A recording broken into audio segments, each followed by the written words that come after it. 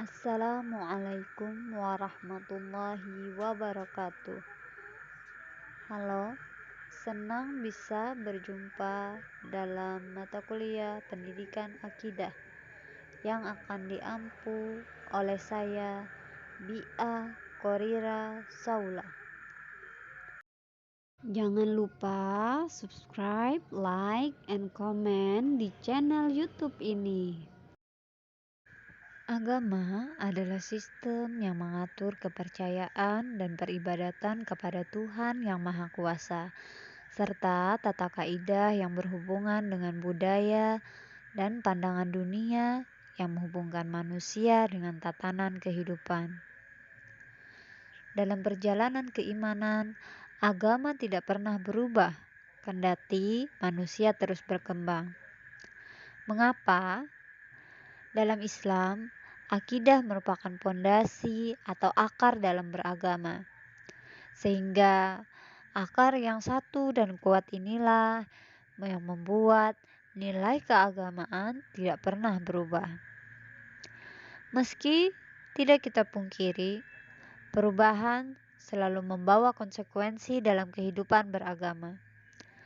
Misal, dengan munculnya pola pemikiran yang ingin merasionalisasikan agama secara menyeluruh, padahal kita menyadari bahwa tidak semua hal di dunia ini dapat dirasionalisasikan oleh akal kita yang terbatas. Problematika-problematika lain juga tidak jarang muncul dalam agama dan kemudian berupaya mencerabut akar yang kuat ini. Seperti munculnya pemahaman-pemahaman baru yang bertolak belakang dengan konsep iman di dalam Islam, nabi-nabi palsu, dan aliran-aliran kepercayaan yang menyeruak. Maka dari itu, mata kuliah ini hadir untuk melihat kembali makna dan definisi dari akidah dan keberagamaan itu sendiri. Sehingga muncullah iman yang mampu menjadi view of life dalam kehidupan kita. Berikut ini akan saya sampaikan pembahasan-pembahasan kita di dalam mata kuliah ini. Baik, pada minggu kedua kita akan membahas terkait dengan kerangka dinul Islam. Materi ini akan meliputi pengertian terkait dengan agama dan manusia, kemudian karakteristik serta sumber ajaran pokok di dalam Islam. Dari materi ini diharapkan kita akan mampu memahami pengertian agama dan manusia serta kebutuhan manusia terhadap agama. Kemudian kita dapat memahami hakikat dan fungsi hidup manusia. Kita juga dapat diharapkan mengidentifikasi karakteristik ajaran Islam. Kemudian kita juga mengetahui sumber dan pokok-pokok dari ajaran Islam. Pada minggu ketiga kita akan membahas tentang kajian pendidikan akidah. Materi ini meliputi pengertian, kemudian sumber dan ruang lingkup pendidikan akidah. Nah, dari materi ini diharapkan kita mampu memahami apa sih sebenarnya yang dimaksud dengan akidah. Kemudian kita juga mampu memahami sumber apa saja yang dijadikan sebagai rujukan berakidah serta dasar nas tentang akidah dan hubungannya dengan amal perbuatan. Kemudian kita juga diharapkan memahami ruang lingkup kajian akidah dan mampu mengkorelasikan rukun iman sebagai pandangan hidup serta mengklasifikasikan manusia dalam hubungannya terkait akidah. Pada minggu keempat kita akan membahas tentang iman kepada Allah. Materi ini akan membahas tentang konsep iman kepada Allah, kemudian penghalang iman kepada Allah. Dari materi ini diharapkan kita mampu mengkorelasikan iman kepada Allah dengan hakikat dan konsekuensinya. Kemudian kita mampu mengidentifikasi faktor-faktor yang menguatkan yang melemahkan dan membatalkan iman kepada Allah. Kita juga dapat diharapkan untuk memahami Islam, iman, dan ihsan. Pada pertemuan kelima, kita akan membahas materi iman kepada malaikat. Materi ini akan meliputi pembahasan iman kepada malaikat, kemudian realitas iman kepada malaikat yang terjadi saat ini. Berikutnya, kita akan membahas tentang bagaimana realisasi iman kepada malaikat. Dari pembahasan ini, kita diharapkan pertama, memahami kedudukan malaikat dalam perspektif agama Islam. Kemudian mampu mengkorelasikan iman kepada malaikat dengan hakikat dan konsekuensinya. Berikutnya, kita dapat memahami realitas yang terjadi di tengah masyarakat terkait ini. Kemudian, kita diharapkan mampu merealisasikan iman kepada malaikat. Pada pertemuan ke-6, kita akan membahas terkait dengan iman kepada kitab Allah. Materi ini kita akan membahas apa yang dimaksud dengan kitab Allah. Kemudian kita akan membahas kitab-kitab apa saja yang ada sebelum datangnya Al-Quran. Kemudian baru kita membahas tentang Al-Quran. Nah, dari materi ini kita diharapkan mampu memahami apa sebenarnya yang dimaksud dengan kitab Allah, apa peran dan fungsi dari kitab Allah ini. Kemudian kita bisa membedakan cara beriman kepada Al-Quran dan kitab-kitab sebelumnya. Berikutnya, kita dapat mengaplikasikan garis besar kandungan Al-Quran sesuai dengan fungsi turunnya dan tujuan turunnya Al-Quran. Pada minggu ke-7 kita akan membahas terkait iman kepada Nabi dan Rasul. Pada materi ini kita akan membahas konsep tentang apa yang dimaksud Nabi dan Rasul. Kemudian kita membahas apa saja mukjizat dan tugas Nabi dan Rasul. Dari materi ini diharapkan kita mampu pertama memahami pengertian nama serta sifat Nabi dan Rasul.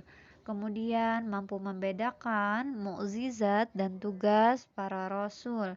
Berikutnya, kita diharapkan mampu mengaplikasikan keimanan kepada Nabi Muhammad SAW sebagai nabi dan rasul terakhir. Pada pertemuan ke-8 kita akan middle test. Jadi, yang semangat untuk belajarnya ya. Pada minggu ke-9 kita akan memasuki materi iman kepada qada dan qadar. Dalam pembahasan ini kita akan membahas konsep qada dan qadar. Kemudian kita akan membahas sikap seorang muslim terhadap ketentuan qada dan qadar. Nah, kita di sini diharapkan dapat mendefinisikan apa yang dimaksud dengan qada dan qadar. Kemudian, kita dapat menyimpulkan perbedaan di antara keduanya. Berikutnya, kita bisa mengidentifikasi realisasi terhadap qada dan qadar dalam kehidupan. Minggu ke-10 kita akan membahas tentang keimanan kepada hari akhir. Dalam materi ini kita akan membahas yang pertama adalah konsep hari akhir. Berikutnya kita akan membahas konsep surga dan neraka. Kemudian kita juga akan membahas hakikat beriman kepada hari akhir.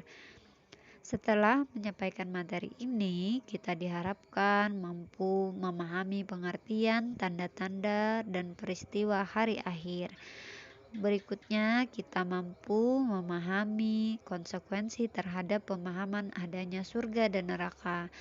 Kemudian, tentu saja yang terakhir, kita mampu mengaplikasikan keimanan kepada hari akhir dalam kehidupan. Pada pertemuan ke-11, kita akan membahas materi iman kepada yang gaib. Dalam materi ini, kita akan membahas roh dan jiwa. Berikutnya, kita akan membahas tentang iblis, jin, dan setan. Dari kedua materi ini diharapkan kita dapat memahami definisi tentang roh dan jiwa. Kemudian kita bisa menyimpulkan hubungan keduanya. Kita juga diharapkan mampu menjelaskan konsep terkait iblis, jin, dan setan. Kemudian hal-hal yang berkaitan dengan ketiganya. Berikutnya kita bisa memahami posisi manusia dengan keberadaan iblis, jin, dan setan di dunia ini. Pada pertemuan ke-12 kita akan membahas tentang alam kehidupan manusia. Materi pertama, kita akan membahas tentang konsep alam kehidupan manusia dalam perspektif akidah. Berikutnya, kita akan membahas jenis-jenis alam kehidupan manusia.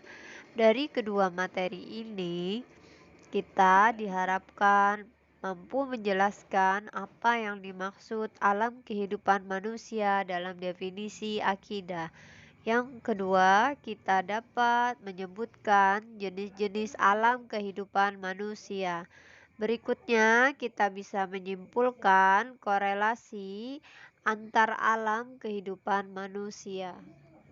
Pada minggu ke-13, kita akan memasuki materi rizki, ajal, dan jodoh. Dalam materi ini, pertama kita akan membahas konsep rizki, ajal, dan jodoh. Yang kedua, kita akan membahas tentang penyikapan terhadap ketentuan rizki, ajal, dan jodoh. Dari kedua materi ini, kita diharapkan pertama memahami konsep rizki, ajal, dan jodoh. Kemudian kita menyimpulkan persamaan dan perbedaan di antara ketiganya dalam konteks ketentuan. Kemudian yang ketiga, kita mampu mengaplikasikan keimanan pada rizki, ajal, dan jodoh.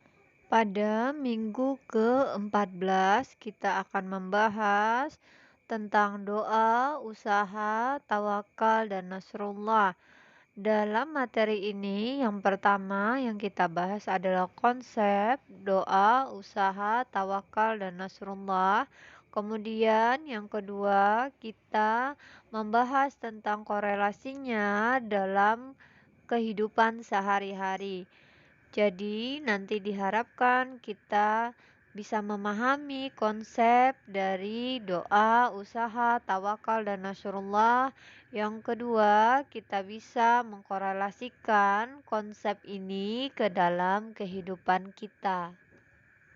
Pada pertemuan ke-15 kita akan membahas tentang problematika akidah era modern. Kemudian kita akan membahas analisis solutif problematika akidah era modern. Dari kedua materi ini diharapkan pertama kita mampu mengidentifikasi apa saja problematika akidah di era modern. Kemudian yang kedua kita bisa memberi analisis solutif terhadap problematika akidah era modern.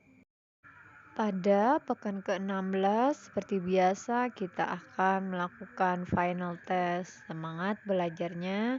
Terima kasih atas perhatiannya. Wassalamualaikum warahmatullahi wabarakatuh.